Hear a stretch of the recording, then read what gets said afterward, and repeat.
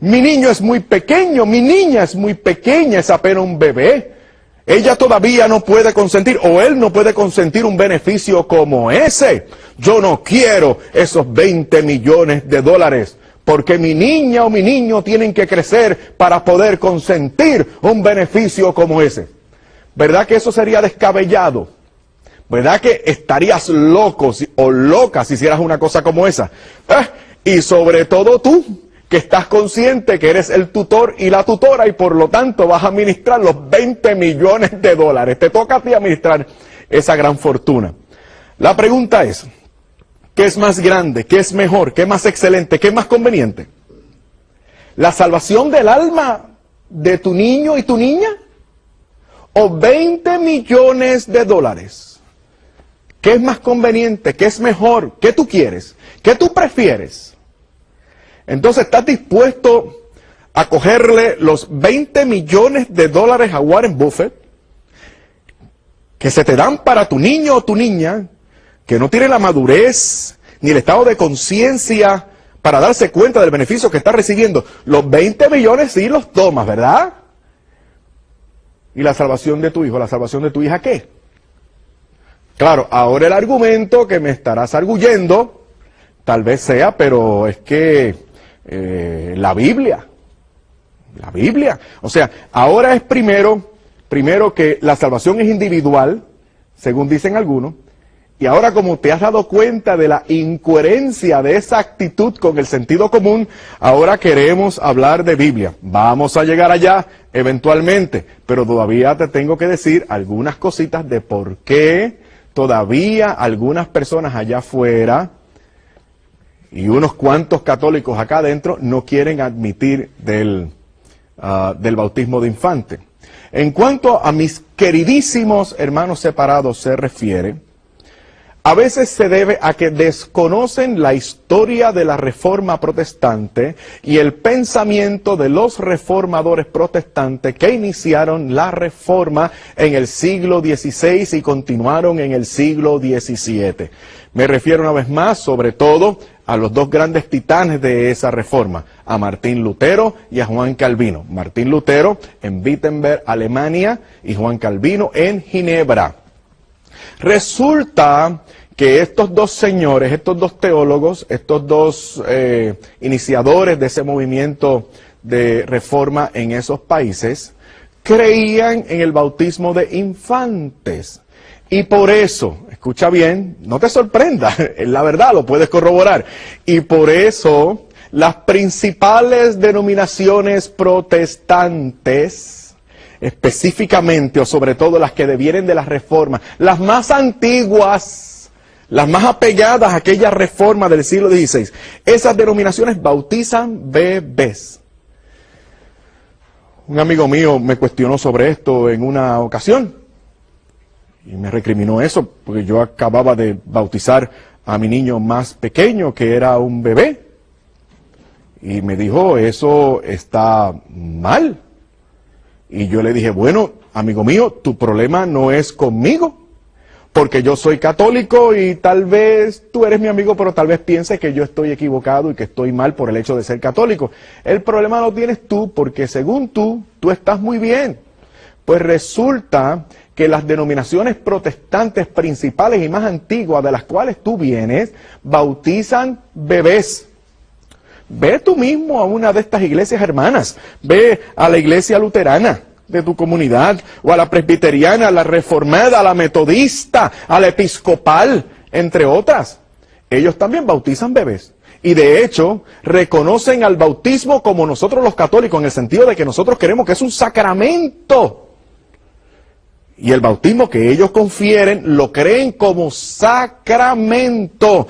Y cuando es rectamente conferido, ¿sabes qué? Ese sacramento es válido. Para que veas.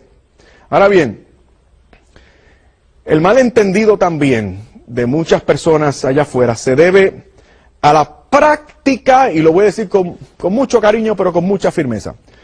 Se debe este desconocimiento a la práctica de algunos, o a la práctica irresponsable de algunos católicos. Sí, porque practican un sacramento como ese, hacen dispensarlo a su hijo o a su hija, pero no dan continuidad. O no se quieren dar por aludidos, o están más pendientes a la fiesta que al beneficio recibido en el sacramento. Y no hay problema con la fiesta, porque en Hechos 16, después que el centurión hizo bautizar a su familia y a sus hijos, dice que después hizo una gran fiesta. No hay problema con la fiesta si estamos contentos. Seguro, si mi hijo se acaba de salvar, se le acaba de borrar el pecado original. Mi hijo acaba de entrar en comunión con la iglesia de Jesucristo y con Jesucristo mismo, por tanto.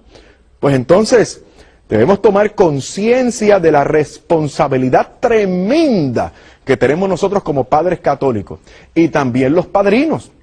Los padrinos no se escogen porque tengan dinero o porque da la casualidad que el tío Víctor va a llegar de viaje de Europa y nosotros queremos esperar a que el tío Víctor llegue de Europa para que entonces me bautice los bebés o sea padrino de mis bebés, porque ya que no vemos regularmente al tío Víctor, que por lo menos tengamos algún lazo de unión con él, parentesco, etcétera. O tal vez un amigo tuyo te cae bien y como te cae bien, tú quieres demostrarle el cariño que tú le tienes.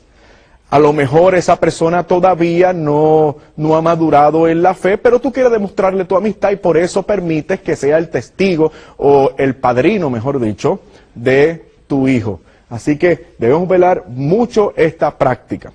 Pero ¿cómo sustentarla entonces? Ahora vamos a atender al cuestionamiento. ¿Cómo sustentar esto entonces? Esta práctica nuestra del bautismo. Bueno, primero debemos entender qué es lo que verdaderamente enseña la Iglesia. Y por eso volvemos a comenzar con el Catecismo de la Iglesia Católica, que todos ustedes, hermanos míos católicos, tienen en su casa. Espero capten la ironía, ¿no? Deben tenerlo. Bendito sea el Señor. Dios permita. Esto se puede conseguir por algunos pocos dólares. Esto no es muy caro. Hay ediciones muy baratas. Y hay también un compendio del Catecismo de la Iglesia Católica que se puede obtener por muy poquito dinero. ¿Ok? Vamos a tratar qué es lo que verdaderamente enseña el Espíritu Santo a través de la Iglesia. ¿Qué es el bautismo? Número 12:13. Dice, el santo bautismo es el fundamento de toda la vida cristiana, el pórtico de la vida en el Espíritu y la puerta que abre el acceso a los otros sacramentos. Por el bautismo somos liberados del pecado y regenerados como hijos de Dios. Llegamos a ser miembros de Cristo y somos incorporados a la Iglesia y hechos partícipes de su misión, de la misión de Cristo.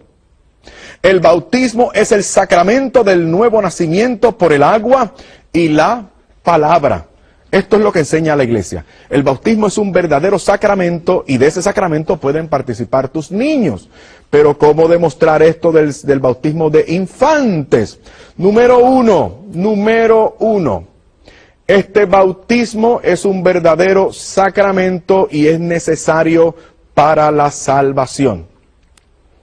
Cree en el Señor Jesucristo y serás salvo tú y tu casa, pero inmediatamente después el centurión se tuvo que bautizar y hacer bautizar a sus niños, porque hay que nacer, según Juan 3:5, del agua y del Espíritu. Es necesario. Y yo quiero asegurarme como padre cristiano responsable que mis niños reciban ese beneficio. Así que por eso nosotros siempre estamos observantes de ese sacramento cada vez que podemos hacerlo. Vamos a ver en Hechos capítulo 8, versículos del 26 al 40. Esto es importante, porque aquí el etíope se encuentra con Felipe. Felipe le explica el Evangelio. No dicen en qué consistía el contenido, ¿no?, de lo narrado por Felipe. Lo cierto es